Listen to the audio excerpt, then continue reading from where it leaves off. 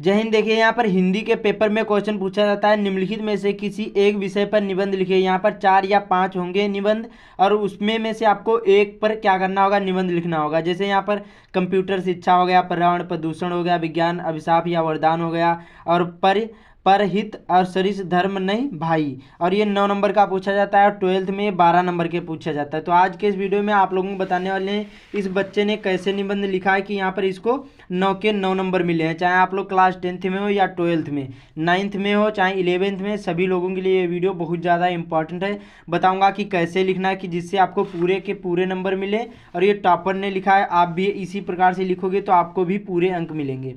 तो चलिए शुरू करते हैं। ध्यान से वीडियो को देखना, तभी समझ में आएगा। A to Z बताऊंगा, और ये वीडियो बहुत ज़्यादा इंपॉर्टेंट है क्योंकि ये जो पर्यावरण प्रदूषण पर पूछा जाता है ये घुमा फिरा के पूछा जाता है, लेकिन लगभग में हर साल आपके बोर्ड एग्जाम में ये आता ही आता है। तो ध्यान पूर्वक वीडियो को देखना, तभी समझ में आएगा।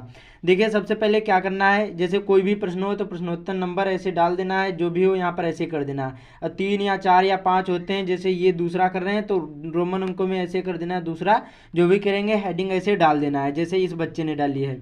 सेम इसी प्रकार से करना है। उसके बाद में अब यहाँ से शुरू होता है। सबसे पहले आता है रूपरेखा।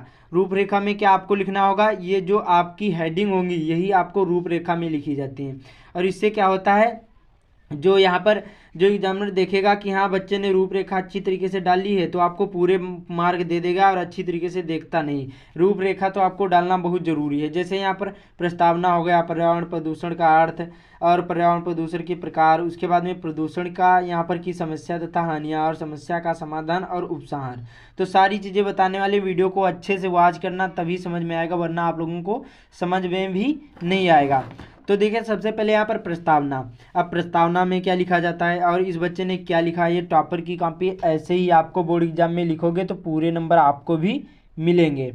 तो देखिए सबसे पहले प्रस्तावना। तो प्रस्तावना में क्या लिखा है, विज्ञान के इस युग में मानव को जहाँ कुछ वरदान मिले हैं वहाँ कुछ अभिशाप भी मिले हैं। पर्यावरण प्रदूषण एक ऐसा अभिशाप है जो विज्ञान की कोख से जन्मा है, जिसे सहने के लिए यहाँ पर अधिकांश जनता मजबूर है। इस प्रकार से आपको प्रस्तावना में लिखना है। क्या लिखना है कि यहाँ पर देखिए, विज्ञान के इस युग में मानव को जहाँ कुछ वरदान मिले हैं वहाँ कुछ अभिशाप भी मिले हैं। पर्यावरण प्रदूषण एक ऐसा अभिशाप है जो विज्ञान की कोख से जन्मा है और जिसे सहने के लिए अधिकांश जनता मजबूर है। इस प्रकार से आपको प्रस्तावना में लिखना है।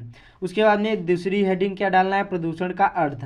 इसमें क्या लिखना है, बहुत सिंपल सा है, इसी प्रकार से आपको लिखना है। देखिए इसमें क्या लिखना है, प्रदूषण का अर्थ में प्रदूषण का अर्थ है कि प्राकृतिक संतुलन में दोष पैदा होना, ना शुद्ध वायु मिलना, ना शुद्ध जल मिलना, ना शुद्ध खाद्य मिलना। उसके बाद में यहाँ पर ना शांत वातावरण मिलना। उसके बाद में जनसंख्या की वृद्धि, औद्योगिक प्रगति ने प्रदूषण की समस्या ने आज इतना विकराल क्या है रूप धारण कर लिया है कि उसे मानवता के विनाश का संकट उत्पन्न हो गया। इस प्रकार से आपको पर्यावरण प्रदूषण का अर्थ में लिखना है। क्या लिखना है, प्रदूषण का अर्थ होता है कि प्राकृतिक संतुलन में दोष पैदा होना, ना शुद्ध वायु मिलना, ना शुद्ध जल मिलना, ना शुद्ध खाद्य पदार्थ मिलना, ना शांत वातावरण मिलना, जनसंख्या की वृद्धि, औद्योगिक प्रगति ने प्रदूषण की समस्या ने आज इतना विकराल रूप धारण कर लिया कि उससे मानवता के विनाश का संकट उत्पन्न हो गया। इस प्रकार से आपको प्रदूषण के अर्थ में लिखना है।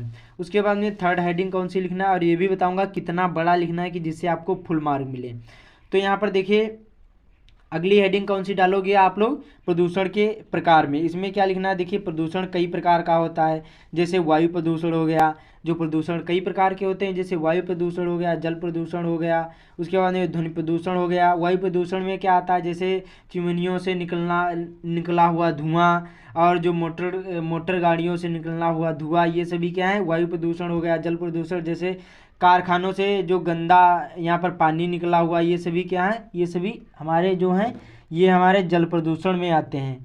उसके बाद में यहाँ पर देखिए अगला कौन सा है, बहुत ज़्यादा इंपॉर्टेंट, क्या है, ध्वनि प्रदूषण। उसके बाद में रेडियोधर्मी प्रदूषण। उसके बाद में रासायनिक प्रदूषण, इनसे निकलने वाला धुआं, नदियों में गंदगी, लाउड स्पीकर आदि प्रदूषण के प्रकार हैं। क्या है, ये सभी प्रदूषण के प्रकार माने जाते हैं। तो बहुत सिंपल सा है। उसके बाद में अगला यहाँ पर प्रदूषण की समस्या तथा हानियाँ। इसमें कैसे लिखना है, इसमें आपको बताना है कि क्या समस्या हो रही प्रदूषण से और क्या हानियाँ हो रही हैं।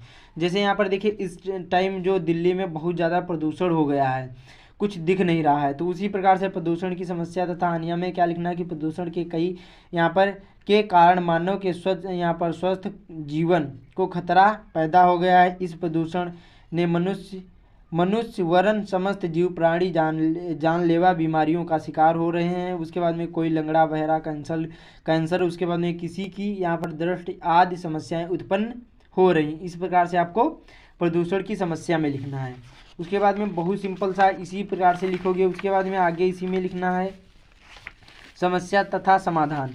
इसमें क्या लिखना है अगली हेडिंग में, इसमें देखिए लिखना है आपको वातावरण को प्रदूषण से बचाने के लिए वृक्षारोपण सर्वश्रेष्ठ साधन है। वृक्षारोपण यहाँ पर वृक्षों की अधिक कटाई पर रोक लगानी चाहिए। औद्योगिक कचरे और यहाँ पर मशीनों के धुओं की समुचित व्यवस्था की जानी चाहिए और जल प्रदूषण को नियंत्रित करना चाहिए। तेज ध्वनि वाले साधनों को समुचित व्यवस्था से चलाने देना चाहिए। इस प्रकार से समस्या का समाधान में लिखना है। और आप लोगों को थोड़ा सा समझा देता हूँ। इसमें देखिए जो निबंध होता है ये हमारा इसके 3 पार्ट होते हैं। जो निबंध होता है इसके कितने पार्ट होते हैं तो मुख्य 3 पार्ट होते हैं। कौन कौन से होते हैं देखिए सबसे पहले आता है यहाँ पर क्या आता है, सबसे पहले आता है प्रस्तावना, जो यही समझना आपको इम्पॉर्टेंट है। सबसे पहले आता है प्रस्तावना, उसके बाद में आता है मध्य भाग, क्या आता है मध्य भाग, उसके बाद में आता है उपसंहार या फिर निष्कर्ष, कुछ भी समझ लो।